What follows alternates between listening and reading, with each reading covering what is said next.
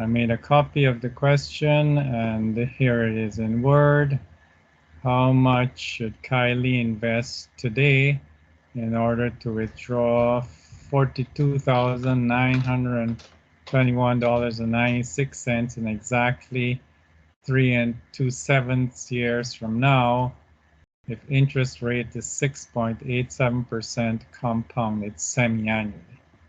All right, so it's how much should Kylie invest today? So that it means that the computation would involve the present value. So that is what we will be computing, is indeed the present value. So we can go down here if we wish. Okay, let's put up our calculator and put in here CPT, compute, and highlight that. Okay, so that's what the computation will involve. All right, to withdraw $42,921.96. Okay, in exactly 3 2/7 years from now. So let us look at this quantity. So that would be a future value. So the future value would be equal to 42,921.96. Okay, so that is the future value. So there we are. And we highlight that bit of information. Exactly 3 2/7 years. We will need that also to help us along.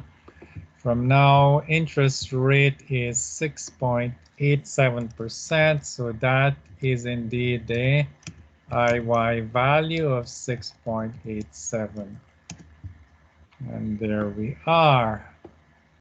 Okay, so let's highlight that also, and those are the numbers compounded semi-annually, so that means the PY is equal to CY is equal to 2 because it's compounded semi-annually or twice per year. Okay, so we have our information. We could actually fill in these boxes here, put in a 2 in there, a 2 in there, and would be what? Well, we would have to take the 2 and multiply by, all right, let's try this.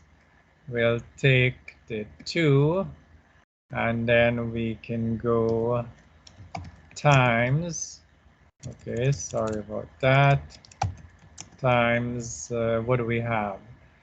3 and 2/7, so that is what we will have, and that would be equal to some number which we will come up with. Okay, so that's what will happen in there. All right, IY is 6.87 as is indicated right up here, 6.87%. Okay, we're computing the present value. The payment is 0 because we're not making periodic payments. And the future value is this number we're given right here, 42921.96, 42921.96. All right, so there we are. We have our numbers. We can now proceed to do some calculations. Okay, PY and CY, these numbers right here, we need to enter them. So to activate PY, second IY, and there we are. So 2 is there already, but we can enter it. 2, enter, and that will also be the value for CY. So those are entered already. Now we quit second CPT, and now we tackle this part right here. So the 2 is entered. It's the 3 2/7 we need to put in. So I would advise you to do it this way. Take 2, divide by 7, and add 3. Okay, that will give you 3.29 because it rounded to 2 decimal places, times 2 and equals. All right, now that we have to be careful. This question is telling us report and accurate at least 6 decimal places. All right, now before I do that, maybe I should put a note here about how to do the 2 times 3 and 2 sevenths. So 3 and 2 sevenths, if we do it this way, let's do it 3 and 2 sevenths is the same as 2 divided by 7. Maybe we'll use the division sign. 2 divided by 7, and then we add 3. All right, and then that is what 3 and 2 sevenths is equal to, and then we will put that equal to something. Okay, so that would be equal to some number. All right, we can enter it, but let's take care of this 6 decimal places for n. Okay, n has to be accurate to at least 6 decimal places. So let us do that. Now, how do you do that? Well, to get the 6 decimal places, maybe we should continue here. We will go second, and you see this format where that decimal place is. So we hit that one, and then it says 2, decimal equals 2. So we want to at least 6. So let's go maybe for 7, and we enter. All right, and then when we come out of there, second CPT, and we are doing just fine.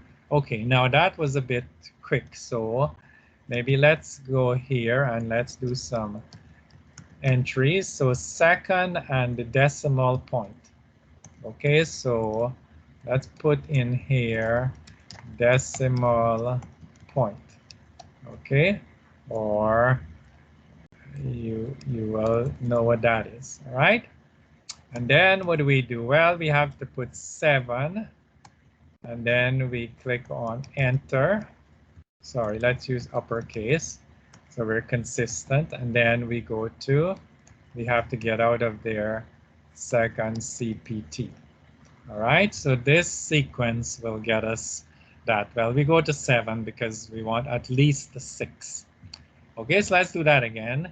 Second decimal point.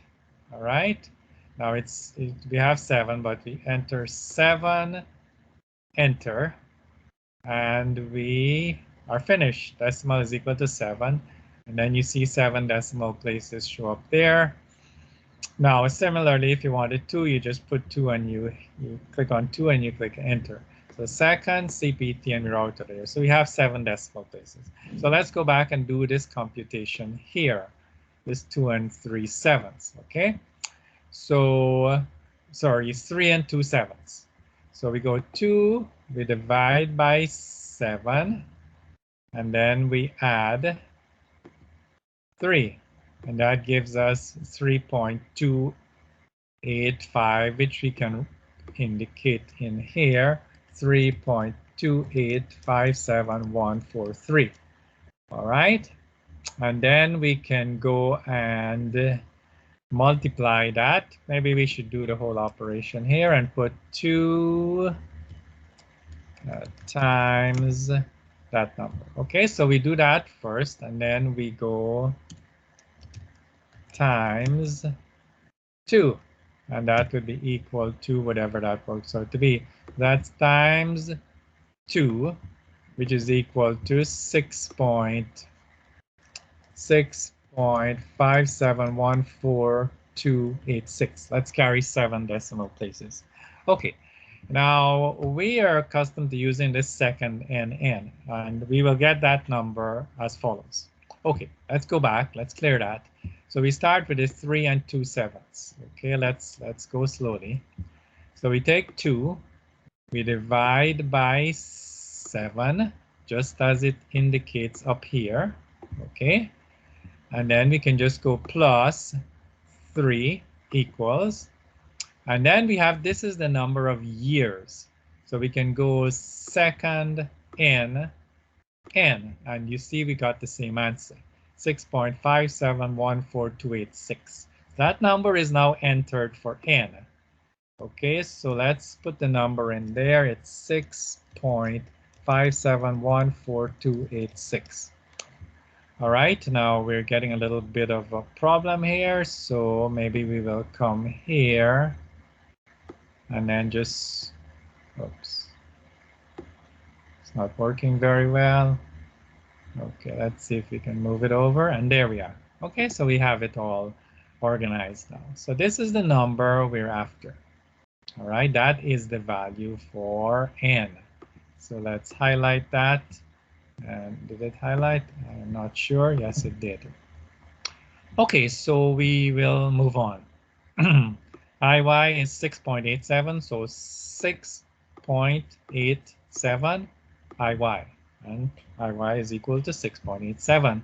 We're computing present value, so we skip over that. 0 for PMT, payment, 0 PMT, and future value, we enter 42921.96, and that is the future value.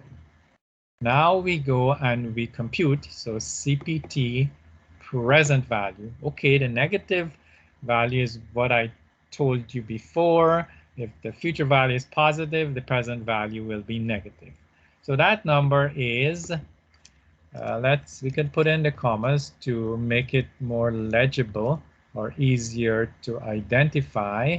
So there we are. Well, we round to 2 decimal places, all right? Report the present value and future value as positive values to the nearest set. Okay, so that is also important, right? So we will do that, and that is what we did right here. And this should be the answer, and hopefully it is. So to avoid any problems, okay, I have the display, so I don't need to worry. Yes, I should copy and paste. So here we copy, and then we go back, and present value, we will paste it in there. And PY equals CY, and that number was, what was it? Compounded semi-annually, so that number was 2.